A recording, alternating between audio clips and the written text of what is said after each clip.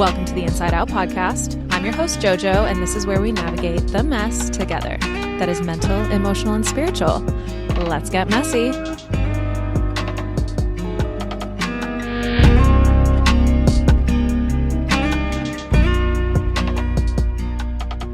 Hi, everyone. Welcome back to Inside Out. I'm really excited because today I have Kiana and Andrew Joyner with me.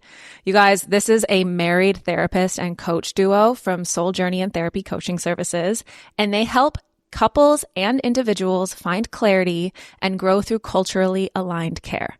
They break down the unspoken pressure that shows up during financial stress, major life transitions, and high achievement seasons. They are also certified wealth educators, which means they get into money, values, and emotional regulation and how all of that collides inside of a partnership. So today we're getting into their article, The 7 Keys to Wellness, a Nervous System Reset, and how that applies to us. And we're going to break down all of that and exactly what that looks like. So Kiana and Andrew, welcome to Inside Out. Thanks for having us, JoJo. Yeah, we're excited to be here. Thank you. Really excited that you guys are with me. And I just wanted to jump right into it with the modern self-care. And you guys can't see me, but I'm putting air quotes around self-care because it kind of seems to be this like fad of like, take a bubble bath or like go on a shopping spree or like take a vacation. And that's not really solving our issues. So what can you really like say to that, you know, being that that's what you're seeing in these dysregulated sort of individuals and couples? Yes, I think we're seeing overall that people's nervous systems are jacked.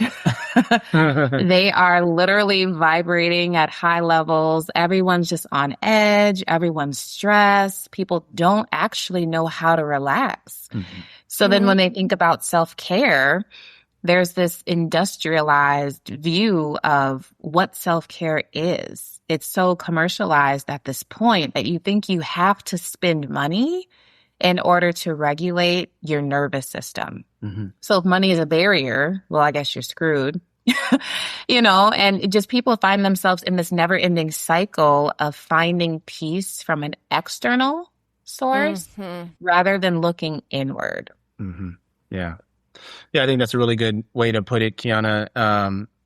Like she said, everything is just so commercialized now. You know, we think fitness is wearing a Fitbit, or because you wear athleisure, you know, clothing, that means you're in shape, you know, and it's just become a status symbol more so than something that's really useful and helps us move closer to our goals of being more well. And so that was kind of the motivation behind our article, is really simplifying what does wellness really look like from a practical standpoint, where we can actually see that nervous system reset. You know, we can see our anxiety and stress levels go down. We have a stronger sense of peace, of contentment in the moment. And we're not striving to have this, you know, tweetable, TikTokable wellness routine.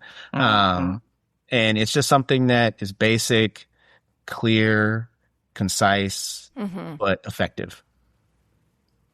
Well, let's get right into it. So the 7 keys of wellness are rest, reflect, presence, movement, play, create, and community. So I want to walk through all of these with you guys because I think we look at those 7 words and people might say, oh, those are like buzzwords, but how do we take it from the external? How do we take it from these are quick fixes in our lives and things that we can not spend money on, like you said, Kiana, which I really like. It's not just like going and getting that massage or like getting that manicure. It's like, it's really, what can I do inside? And you guys, that's what we're all about on Inside Out. Internal for the external, not the other way around. And that's where our society is so jacked and confused because it's like we're doing it completely flipped. It's all upside down. So let's go through each one and break them down because I think this can really open up some doors and get rid of some blockades that are in people's way. So let's start with rest. What does that mean? What does it mean to truly rest? Because someone could just be like, okay, I'm going to rest on my couch, but like they're picking up their phone, they're scrolling on social media, there's all these. What does that mean and how do people really, you know, live in that? Yeah, so the key with rest is people tend to think sleep. You know, so they think if I sleep more, I won't feel so tired. I won't feel so drained. But there's several other types of rest that we may need. You could be getting 8 hours of sleep and still feel drained and not know what's going on because of the reason you just said. Are we resting from social media? If you're on a screen all day for work and then you're on the couch and you're on another screen or watching another screen, when does your brain actually get to slow down? Mm-hmm. When are we taking breaks from all of the chaos and all of the noise? Are we allowing just the quiet of the moment to just slow us down? So it's really thinking about rest in different ways, whether it is socially, whether it's emotionally, that may be boundaries. Maybe boundaries you need to put in place with certain relationships to help you rest. There may need to be structures of, okay, no phones at the dinner table, or, I'm not going to be on my phone after this time of night, just to allow the brain time to slow down. Mm-hmm. I want to kind of argue that point, because what if you're a doctor or someone who's on call a lot, or, you can't just not look at your phone because that's your entire connection to work. And sometimes you are on call, like a 24/7 situation. What would you say to those people? Because I do know I have those listeners and people are going to be like, yeah, but I can't just put my phone down. Mm-hmm. Yeah. So it's a difference between, back in the day, doctors had pagers, so they didn't have cell phones. Mm-hmm. And it's just about, when I'm not in the clinic or I'm not in the ER, I'm being very intentional with how I'm spending my time. Mm-hmm. Right. So instead of using that time to then just scroll TikTok or Instagram or YouTube, I don't have to be looking at my phone to be able to answer a call. Right. So I can do something else intentionally with that time that helps me recharge. Mm-hmm. So whether that's just taking a nice walk outside in nature or doing, exercise, some gentle exercises, some yoga or Pilates or whatever is regenerative to your body. It might be taking a nap, but doing that intentionally and not just crashing on the couch from exhaustion. So it's about the intentionality behind what we're doing with the time when we're not on the go for our jobs or our careers or what have you. It's not saying obviously people are busy and they have all the things that you're doing. I mean, we're very busy. We work pretty much 7 days a week, from our corporate roles, from our business. We have a child, we have a lot going on as well, but we also recognize we do have some downtime. And if we're not intentional, that downtime will just be absorbed by the whims of the day. You know what I'm saying? So you have to kind of take back your power in a sense, mm-hmm. and be intentional about what I'm going to do to rest. Yeah. And I would say too, that if we allow ourselves to have an excuse, it will remain an excuse. So really kind of having the mindset of how can I rest versus why I can't. Mm-hmm.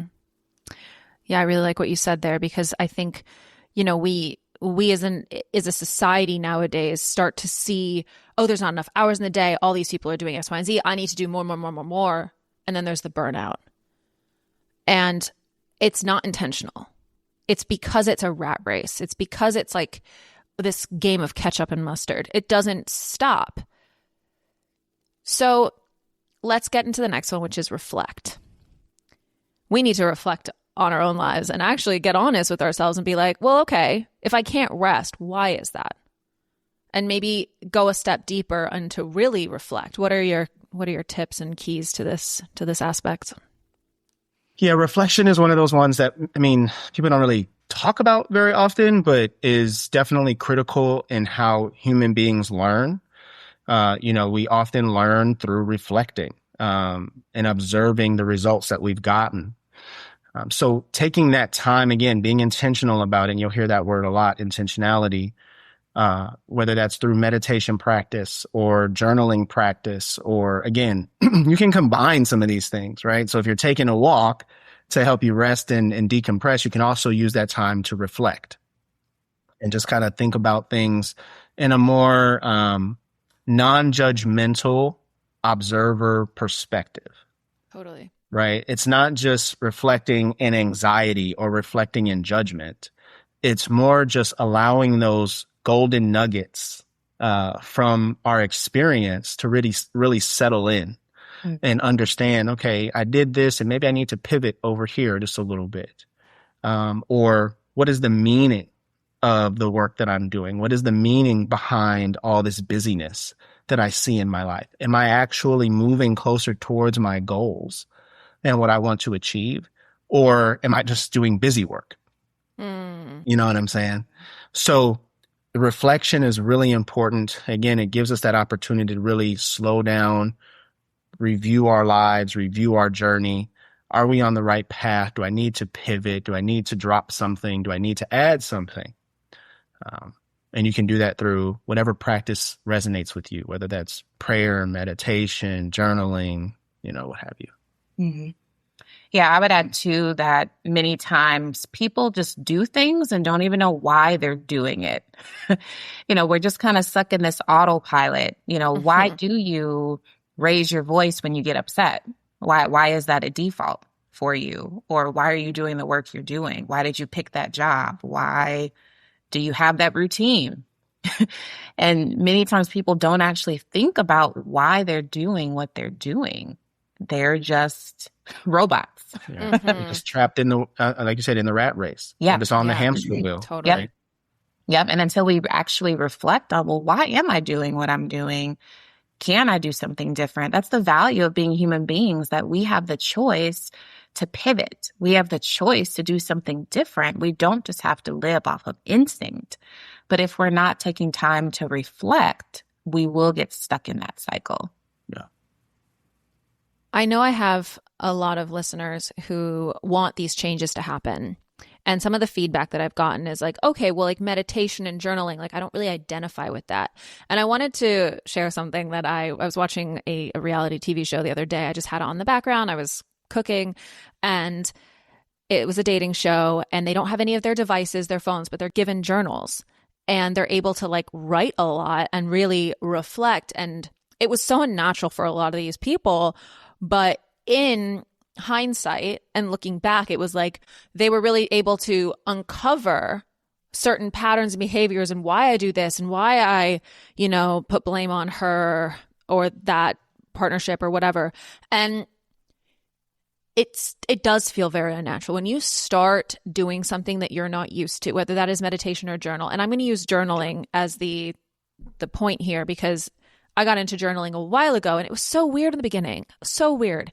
And now I'm a little bit removed from it, but I've noticed how much farther along I get in my own self and realizing where I'm at in my life and what needs to pivot and change if I am really conscious about that every single day.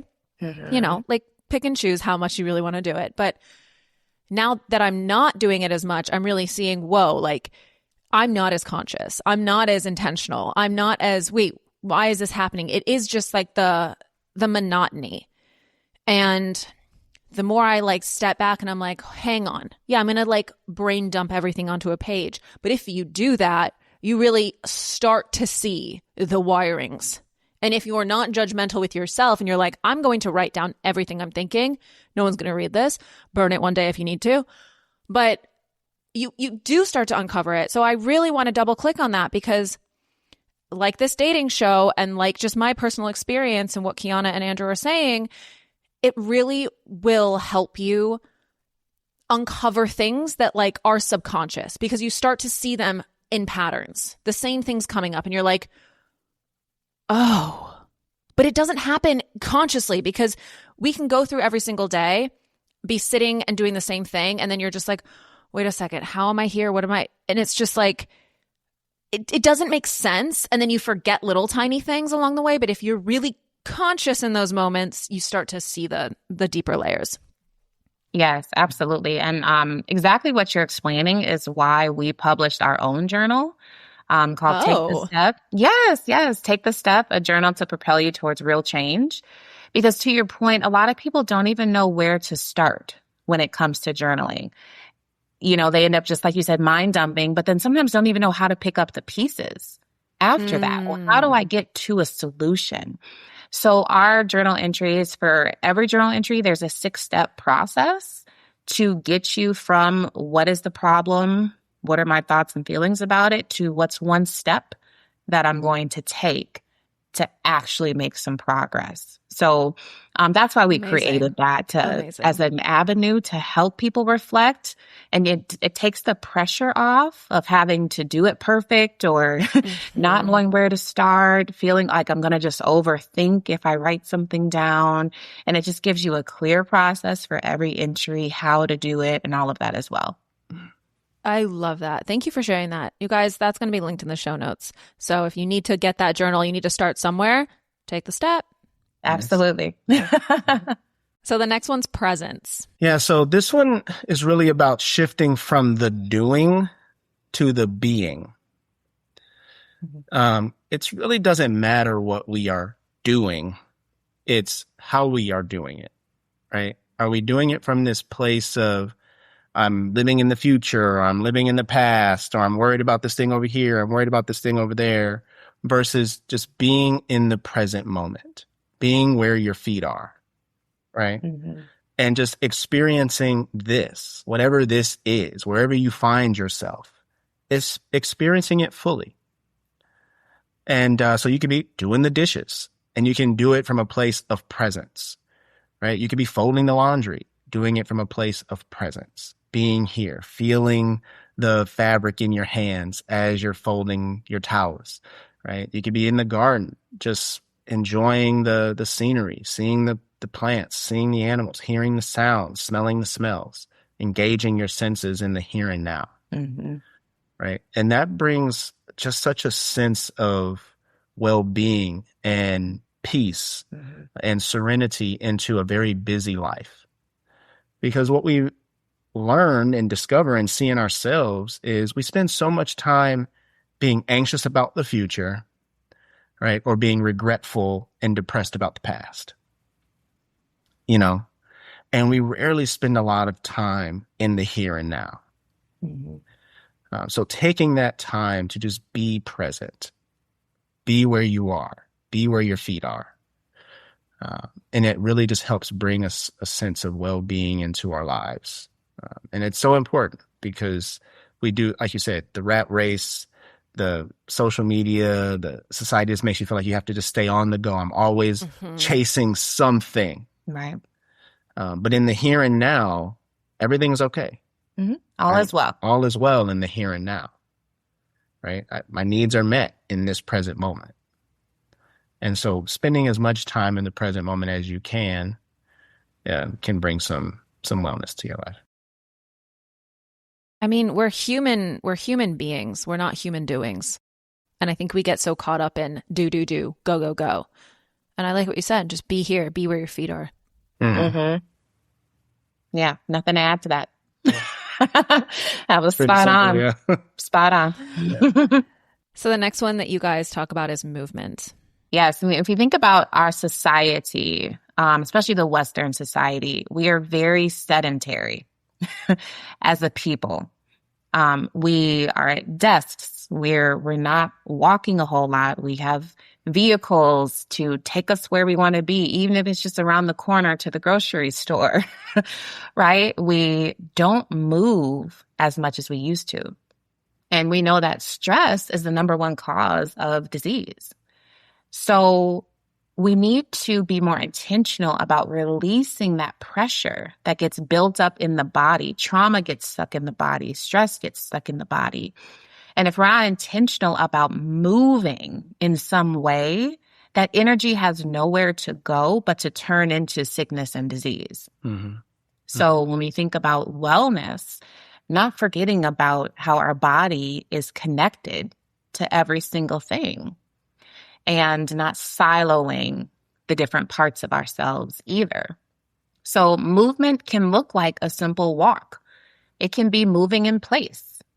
It can be running. It could be dancing, right? Like it doesn't have to be these things that don't seem fun. Like running isn't fun to me, but dancing, I can do that all night, right? So choose a movement that you actually enjoy and do it. Yeah. Doesn't even have to be for long. You could trampoline, right? Jump on a trampoline. You could, any of those things. It's just pick some form of movement and do that consistently because you need to release that tension and pressure that's built up in the body because of all the other things that we were just talking about. Right. Right. Yeah. This is not just simply exercise or going to your local gym and doing a boot camp class.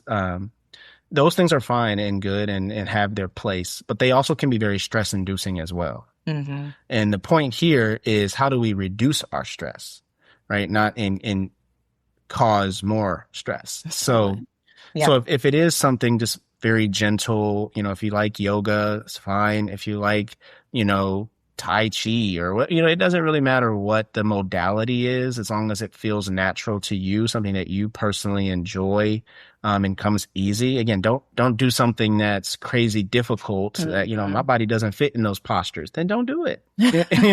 Find a movement modality that fits you more naturally. Yeah. Riding your bike, roller skating, rollerblading, it doesn't matter. And doing it outside is wonderful if you can, right? So you get that fresh air, but just find a way to move that energy. And again, it's just in combination with some of these other pieces, it just enhances our feelings of wellness and peace. Mm-hmm. I love that. So play. Yes. As a society, we are too serious. You can say that again. It's everything is just so serious, so heavy, and we forget how to have fun. We're not intentional about doing something fun. How often are you laughing, right? How often are you, playing a board game with your partner or with your friends, or, going to a concert that's just kind of just low key, just doing something enjoyable. We don't make enough time for that as a society, because that's not seen as a priority. That's not seen as being productive, right? That's not seen in the doing space, that's like, well, work before play. But do we ever get to play? Many times we just work, and play continues to get postponed. Yeah. So we know even in relationships, they don't have fun together. So every conversation tends to be heavy or dreaded, and they've forgotten how to actually enjoy the person that you're doing life with. Yeah. Or the play becomes performative.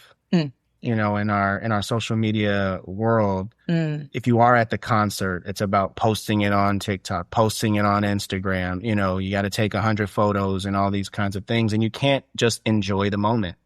I mean, I don't know how many events we've been to where we just want to be there and enjoy the artist and enjoy the music, and everybody, all you see is a sea of phones.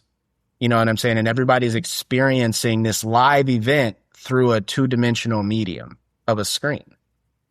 It's like, well, you could have just stayed home and streamed it. If that was the point, you know what I'm saying? Like, to watch it through a screen, you could have done that at home. If you're going to be physically at the concert, be at the concert, right? Mm-hmm. That presence, be there, enjoy that, laugh with your friends, and you don't need to capture it on Instagram. You know what I'm saying? Like, just enjoy the moment, enjoy the experience, instead of it being a performative act. I like how a lot of the 7 keys really mix together.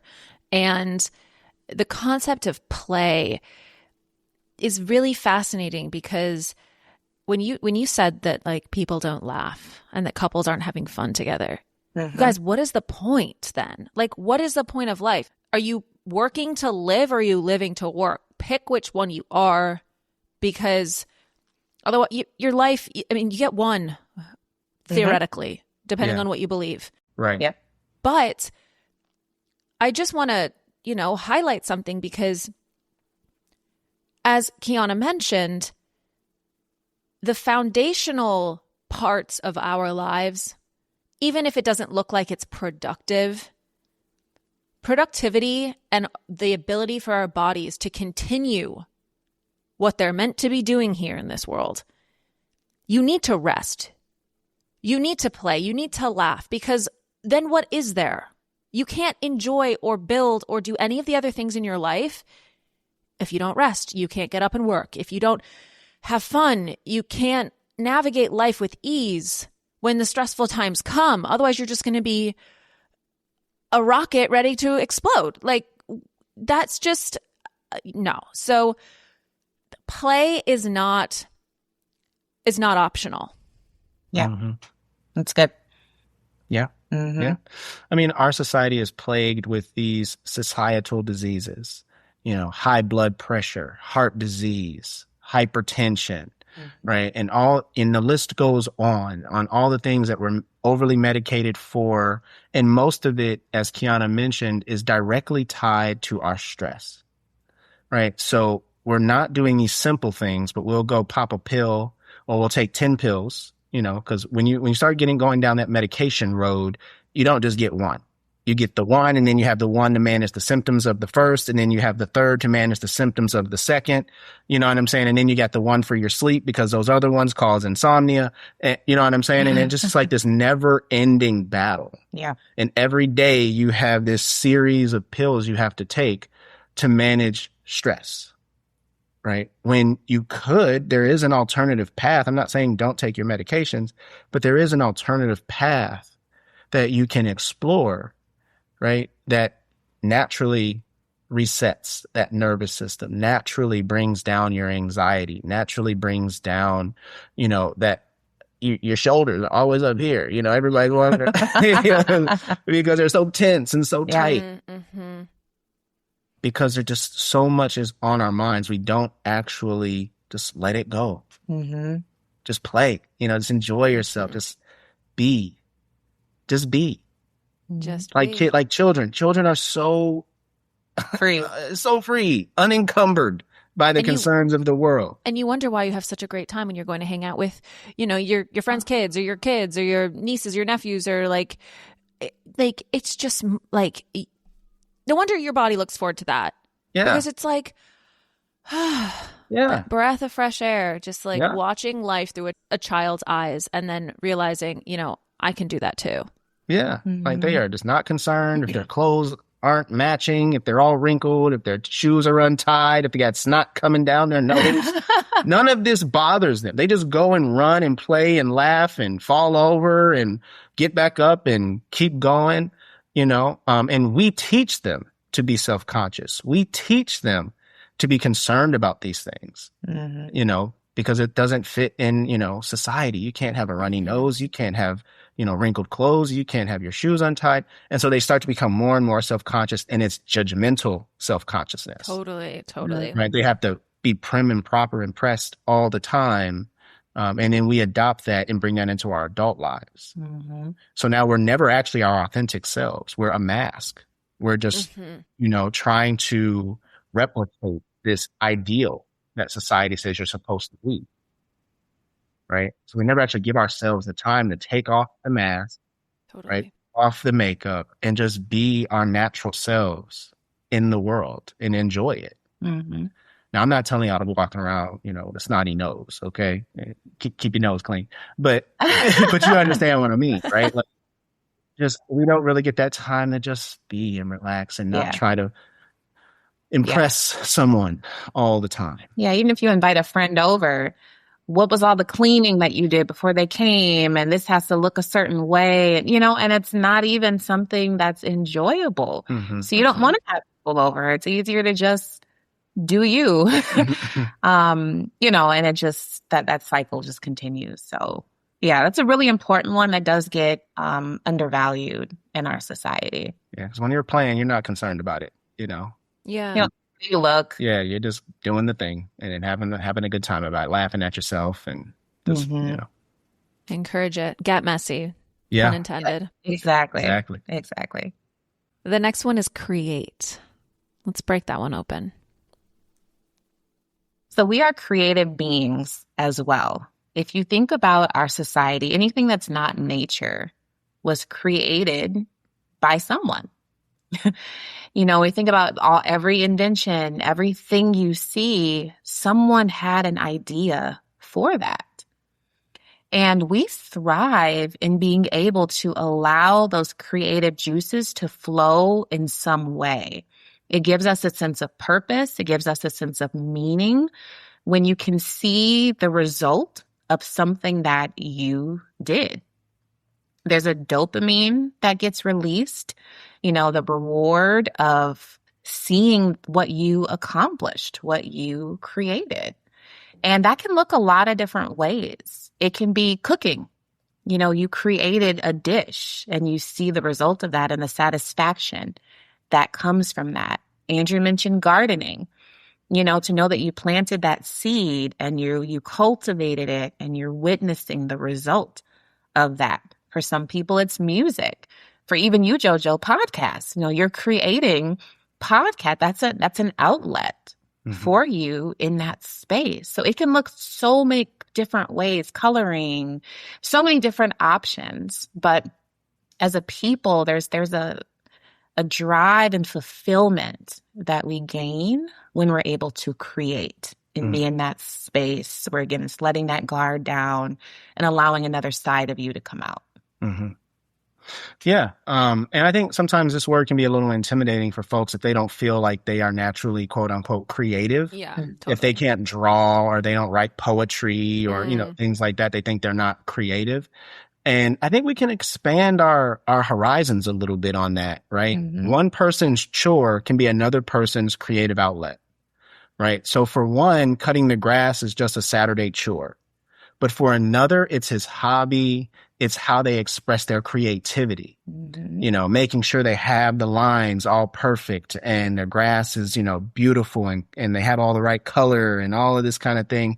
For some, that's a creative outlet. It's not just a chore to them, right? So don't diminish the things that you enjoy, that you feel like you can just naturally express your creativity.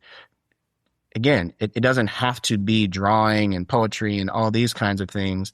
It can be very simple, what others would say mundane tasks, but you get this, you know, sense of, like you said, accomplishment and expression, freedom of expression. And so don't diminish the things that you do that others may see as chores. For you, it might be your creative outlet, and that's okay. Yeah. And I know you mentioned having some doctors and, you know, some of those on the podcast too. And that may on the surface feel a lot more left brain, a lot more analytical. And then they may feel like, well, I'm not that creative. But if you think about when you're solving health problems, you know, it takes a level of creativity to really explore and not just look at the obvious and dig deeper. So even that problem solving aspect of things is also a form of being creative. So not to diminish just kind of your natural gifting as well. And if you don't feel like you have an outlet for creativity, that may be a part that is missing. And it may be worth it to go back to step 2 and reflect.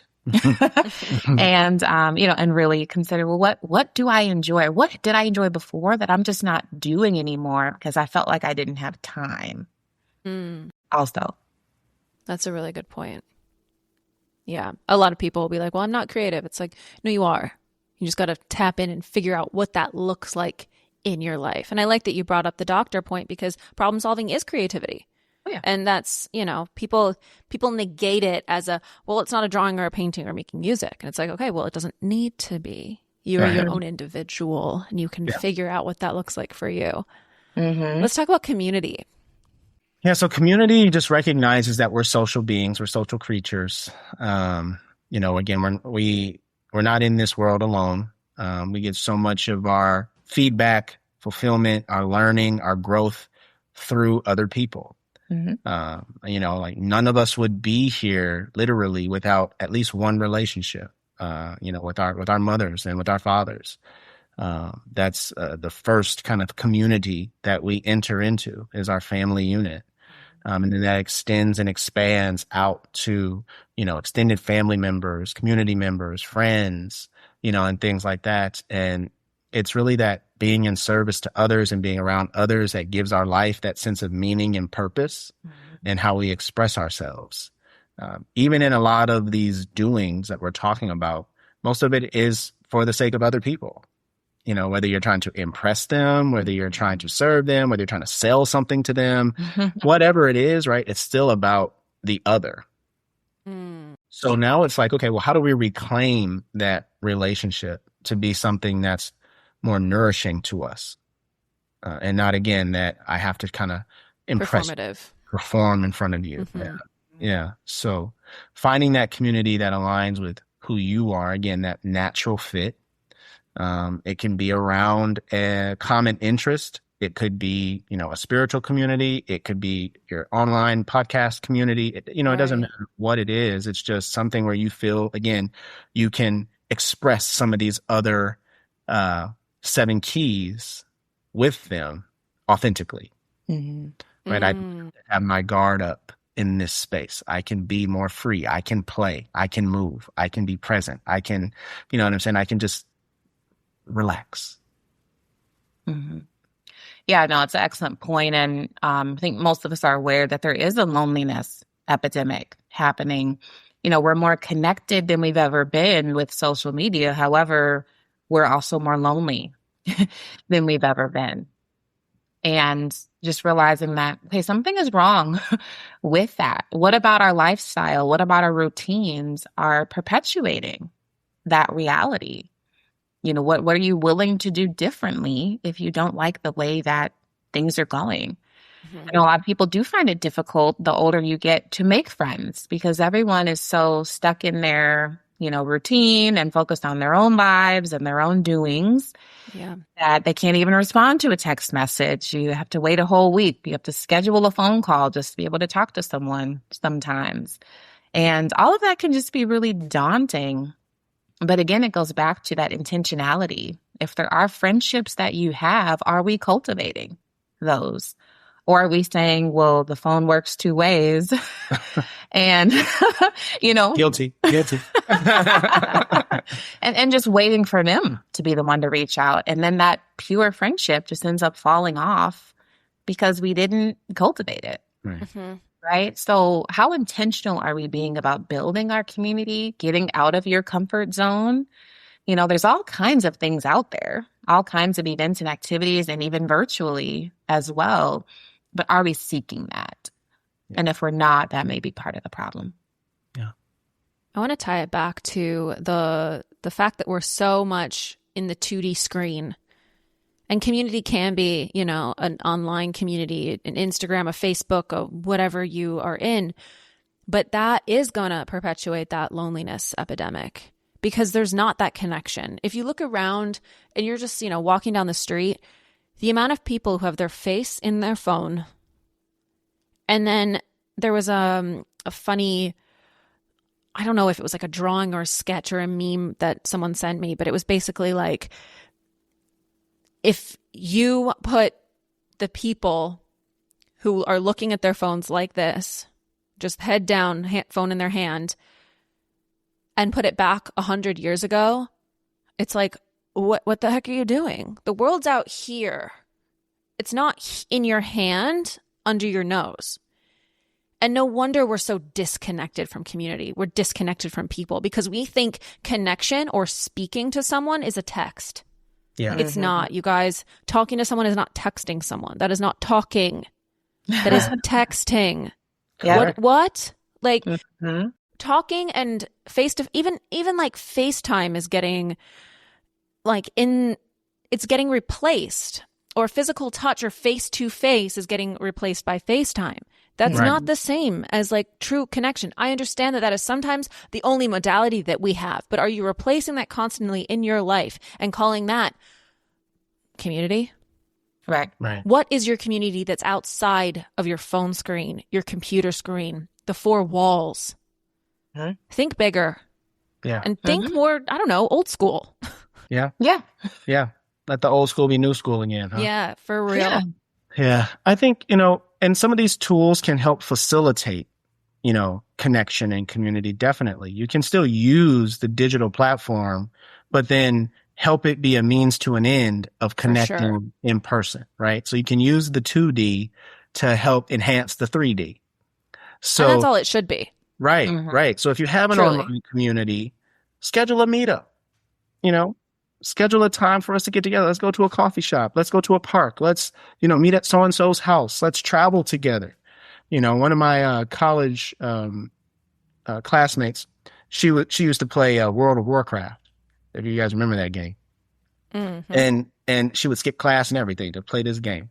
But she had built a community of friends through the video game, and then they would literally meet each other in person. They travel from wherever they were in the country and meet up, you know. Now they probably would then still play the game, but hey, at least they were doing it in the same room and not, 1,000 miles away. So you can still use the digital mediums to create community in person as well. 100%. Yeah, we have a brother-in-law where he literally has friends all over the country. And it's people from long ago, maybe even elementary school or middle school that he has maintained a connection with. So if he goes to that city, he's going to be contacting them and say, hey, let's get together. And just that intentionality for going to a concert. He'll go to concerts and, see the same artist multiple times in different cities just because I have a friend there. Right? So it's how intentional are we willing to be? And like I said before, are we just allowing the excuses to hold us back? Yeah. So that's how we regulate individually. But let's zoom in a little bit more on co-regulation and partnership and what that really looks like inside a duo. Yep. And I love that I'm speaking with a duo. And maybe there's some things that you want to share that have worked for you guys, but what happens when two dysregulated people are trying to communicate, whether that's about money or maybe there's something deeper that's going on, but how do you take this individual work and really bring it into a partnership? Yeah. Well, you made a key word. You said a key word right there, partnership.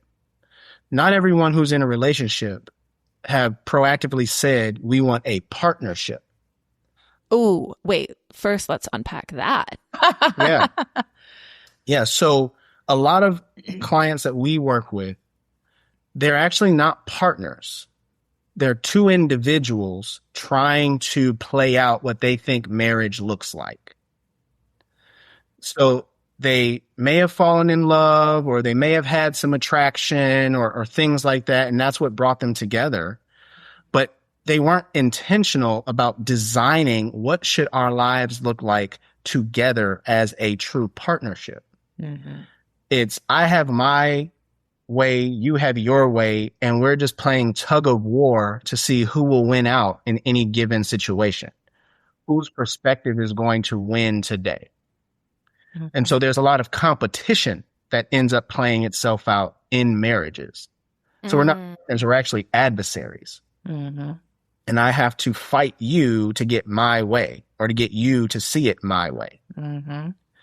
So we actually want to help them move towards a partnership, right? Where we are on the same team. We're working towards the same goal. If I win, we win, because it's a team effort. We're in this together. And one person doesn't have to be diminished in order for another person to shine. We are trying to shine together. Right. So it would be a false assumption to think every marriage is a partnership. They're not. That takes intentionality if you want to operate as a partnership. That's obviously so clear when you say it, but I think people say partner or instead of like boyfriend or wife or husband nowadays, and just that intentionality of what that actually looks like. Because you're right, there's so many relationships that I see that it's like, you guys are together, sure, but are you guys on the same team? Do you support each other? Like, kind of, not irregardless, but in the right ways? Are you working toward a common goal? And is it like me against you and then one person wins, therefore the relationship loses? Like, what is the point? Because true partnership, as you're saying, that I want to double click on, is when there's not the ego mentality of like, I need to be right, or that it's like, what's the best outcome for this relationship to unfold and move towards whatever that goal is. And that might be one person in their head being like, well, that means I'm losing. No. Is it that you're losing? Is your ego taking a hit, or are you working towards the common goal? So thank you for clarifying what actually it means to be in partnership intentionally. And then when you do have that partnership, how do you deal with dysregulation? together, because one person's, could be stressed out and that might bring the other person into a stress mode, or there might, whatever that is, money, finances, etc. Mm-hmm. So how do you come together in that? Yes. So I'm glad we did kind of clarify that the partnership is what helps in the co-regulation, because otherwise, again, we're competing for whose feelings are more important. That if one person is experiencing more stress, if we're not in a partnership, it'll be like, well, I was stressed yesterday and you didn't do anything. We start getting into that competing and not actually like honoring the feelings that are being presented. So I'm glad we clarified that. So it really is understanding yourself and understanding your partner. What are those signs that cause you to feel stressed? What are those triggers that cause you to feel stressed? Does your partner know what those things are? Have you talked about what helps you in those moments? Are you someone that needs the quiet to process your thoughts? And in that helps you to regulate. And if your partner can keep the kids quiet while you take 20 minutes just to journal or just to have a minute, do we have an understanding that that's what we need to function? Right? Do we have an understanding that, no, actually, I need to verbally process. So if you can just, non-judgmentally listen and just be supportive, just you being there and not looking at your phone while I'm talking to you, that helps me to co-regulate because I feel heard. Right? So some of those things that we need to understand ourselves, understand our partner, and communicate what we need. Yeah. Not assume that they should know and then be upset with them when they don't. Yeah. Yeah. Your partner's not going to read your mind. No. Sorry. No. Maybe after a while, like they start to pick up on the clues and the cues, but it's not just like it's written on your forehead. No. Mm-hmm. Yeah. And, that sounds simple and it sounds easy and it sounds like, well, duh. But you just don't even realize how easy it is to slip into that assumption that they should know. Right. And so it is something that we have to constantly remind ourselves that our partners are not in our heads. In our heads, we have so much context and background and trauma and experience and feelings that our partners just don't know. You know what I'm saying? So they don't know the weight you are applying to this ask that I didn't meet. So now it's not that I just didn't, put the food out when you asked me to. It's you didn't put the food out means you don't care about my needs. See, that's a different conversation than simply saying, I asked you to put the food out, you didn't do it, what happened? And I can explain why or what happened, and then we get over it. It becomes, I'm interpreting that as you don't care about me, you don't care about my needs, you never do what I ask you to do. It's all about you. You see what I mean? It becomes bigger.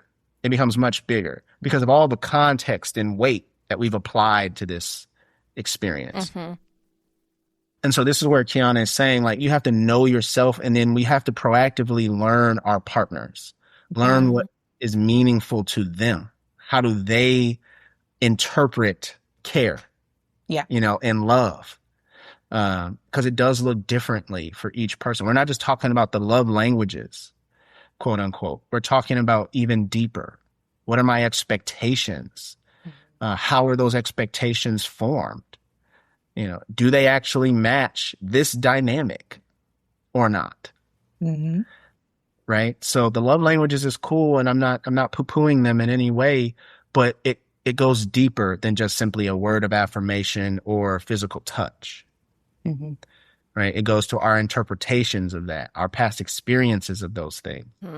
Right. And what traumas have we experienced in our lives that either make that nourishing or intimidating? Yeah.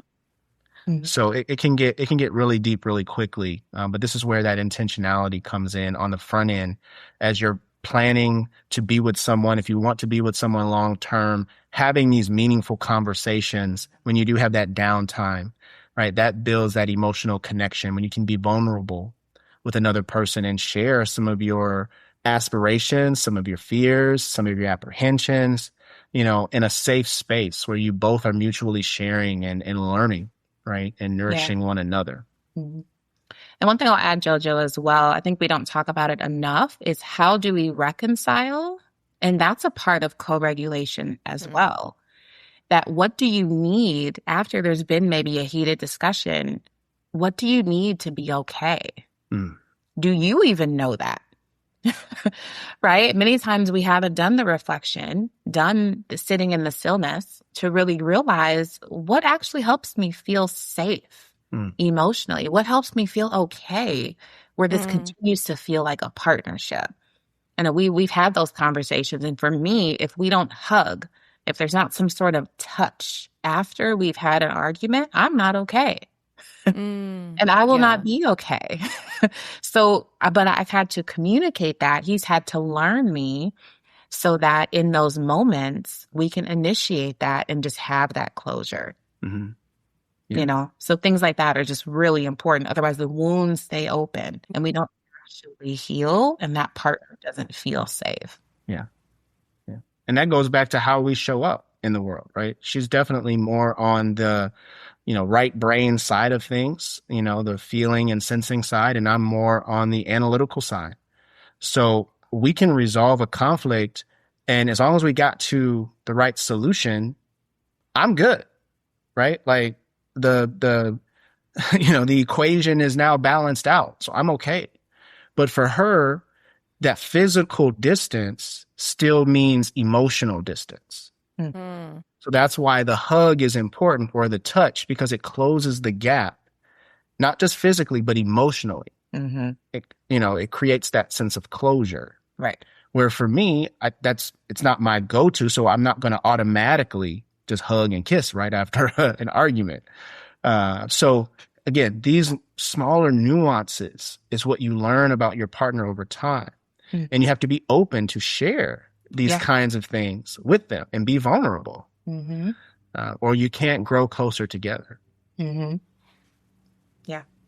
So that's how we can individually regulate our nervous system. If we are in partnership, regulate our nervous system or co-regulate.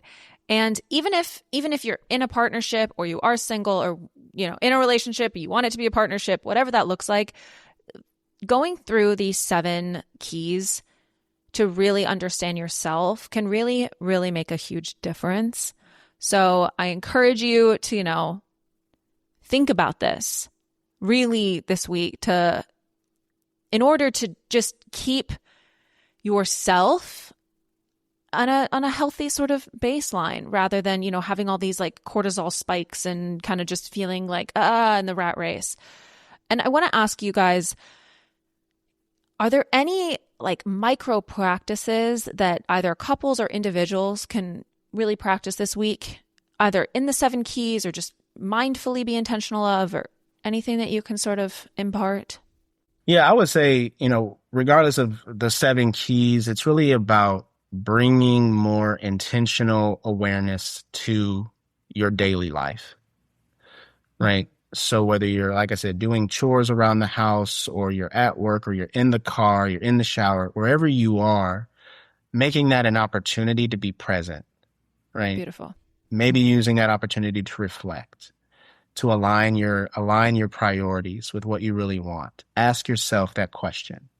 Is what I'm doing actually moving me towards the life I want to build? Beautiful. So I love that. And I would say check in with your body. Many times we're not even aware that, wow, I'm hungry. I skipped a meal. I'm today. stressed and I'm anxious because I haven't eaten today. Exactly. Feed yourself. Right. When's the last time I drank water? Right? Like there's just some simple things that, we have a headache, but we jump to medication rather than realizing, oh, I haven't drank any water yet, or I haven't eaten, in 6 hours. That's probably why. So just kind of being more intentional to check in with your body. Do you need to take a break? Do you need to take some deep breaths? Do you need something to nourish your body, to create more of that awareness as well? Well, before I let you guys go, I want to get messy real quick, mentally, emotionally, and spiritually. So mentally, What's one thought pattern that you had to interrupt in yourself before you could teach this kind of work to anyone else? So for me, I would say the perfectionism is a big piece, that it doesn't have to be perfect. I just have to do something. So not waiting for things to be perfect before acting. Taking the first step, doing something, showing love towards myself to be able to make that forward progress. That was a mental piece I really had to get in check. For me, I would say it's fighting that, not good enough message that can hinder so much of us, so much of our progress. Allowing that terror barrier to hold you back from pursuing what you really want. So that's a thought pattern that I had to really overcome, and using some of these 7 keys is really where a lot of that deeper work happened. Mm-hmm. Emotionally, what emotions do you think that most of your clients are avoiding? A lot of people are avoiding. So anxiety is so high for many of the clients that we work with, and they're avoiding the root of the anxiety. So what is causing that dis-ease, which can lead to the disease, right? It's avoiding what is that action that I know, or the conversation that I know I need to have, which is why I'm feeling anxious, but it's avoiding going there. Mm-hmm. And that's what I see is a key part emotionally that's holding people back. I would say disappointment. Everybody is running from being disappointed, that feeling of being disappointed, where your expectations are not met. I think the reality is that's a part of life. Mm-hmm. There's going to be things that go your way, and there's going to be things that don't go your way. And regardless, we still have to find a way to be okay. Mm-hmm. And so that building up that resilience and that grit. And I think a lot of people are just afraid of disappointment and being let down, not knowing how to work through that experience. So whether that's individually or in a relationship, I think that's what they're really scared of. Mm-hmm. And spiritually, when your own nervous system is dysregulated, what is your number one thing that brings you back to yourself? My number one thing is taking a breath. Really being intentional. That helps me to slow down. It helps me to be more aware of how fast my heart is beating, why the head is pounding, why there's the pressure in the chest, right? Just really slowing down, and breath is a way that helps me to do that. Several breaths, to be clear. One is not enough. Breathing, not breathe. Exactly. For me, it's really my stillness and meditation practice. That is something that I've adopted in my life for a long time now, and it's still very helpful, beneficial, just to kind of be still and just allow myself to settle in the quiet space, disconnect from stimulus. Mm-hmm. That's my practice. Mm-hmm. Well, you guys, thank you so much for joining me on Inside Out. And where can people find you? Yes, you can go directly to our website, souljourneyproject.com. Right there, you could sign up to get our newsletters. We publish articles every month on topics just like this. We also have our journal right there on our website too. And you can book a consultation as well if you feel like, hey, I feel like I need help. Leaning more into these things. I don't really know where to start. It's not fully clicking. Can I get some assistance? And we would love to connect with you and be a support on your journey. Mm-hmm.